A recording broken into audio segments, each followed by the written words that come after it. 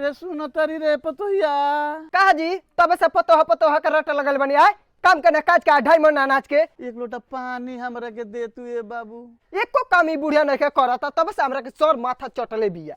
जय बाबू तारा लगे ढेर काम बाबे हम अपन काम करो अपना बाबू से मांग लेता। ए पंकज अरे तनी लोटा पानी दो सा हमरा के रे। का रे माई मतलब ते तो 1 मिनट चैन से नहीं रहे देते हमरा के जानलीस पानी पानी कितना प्यास जाता रही से देते। ए पापा का रे जब तू दादी खानी बुढ़ा जेबनू तो हम ओबरे जवान हो जाए आ ए बेरा जेंग तू दादी के संग करत रह हम ओ बेरा तारा संग वही करे। रोक जे दादी हम तोरा के पानी लेके आओ तनी। नहीं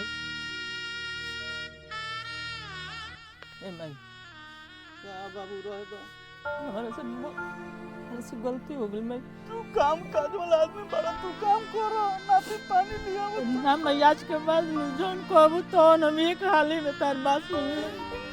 तू अपन काम करो बाबू भाई के पानी लिया जितना रहो बाबू हमार पानी लिया दो तू अपन काम करो बाबू। ना मैं तार बादे कोनो काम बा मैं तार बादे कोनो काम बा।